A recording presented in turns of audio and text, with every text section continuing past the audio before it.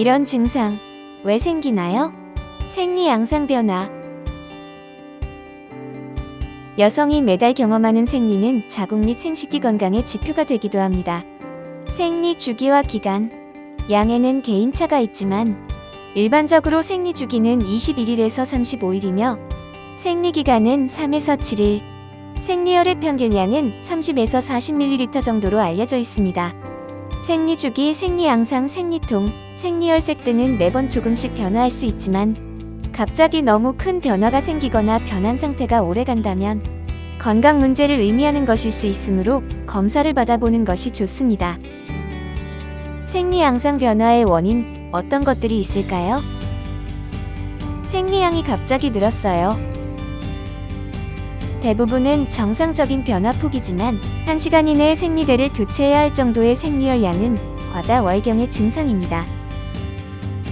생리혈의 양에는 개인차가 있고 호르몬 상태의 변화에 따라 달마다 양이 다를 수 있습니다.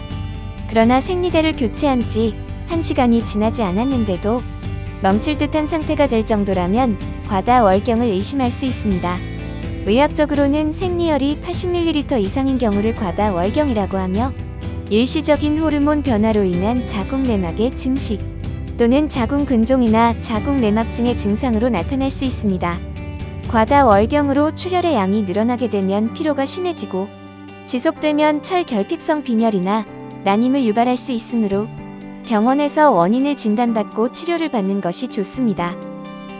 과다월경 증상은 산부인과에서 진료를 받으실 수 있습니다. 생리량이 갑자기 줄었어요. 생리량 감소의 원인은 다양하며 증상에 맞는 대처가 필요합니다. 생리량은 음식이나 수면 주기에 영향을 받기도 하고 스트레스나 기타 신체적 피로에 따라서도 줄어들 수 있습니다.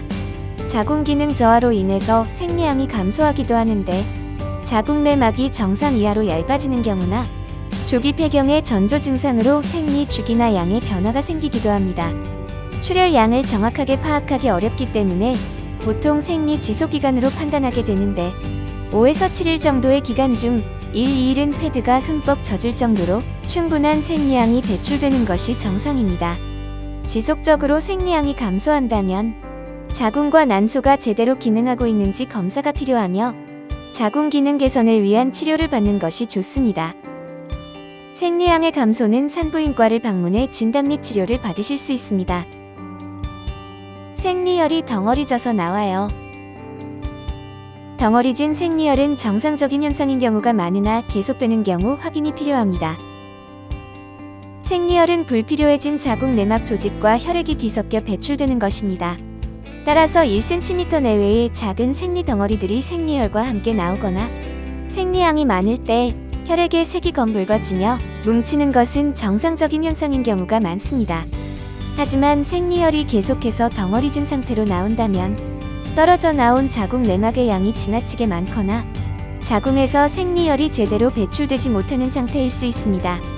자궁 근종이나 선근증, 용종 등의 다른 질환이 동반된 과다월경이나 자궁 질환의 가능성이 있으므로 병원을 방문해 진찰을 받아보는 것이 좋습니다. 생리혈이 덩어리져 나오는 경우 산부인과에서 검사를 받을 수 있습니다. 생리량은 개인차가 있으며 호르몬이나 몸의 컨디션에 따라 매월 조금씩 달라지는 것은 정상적인 현상입니다.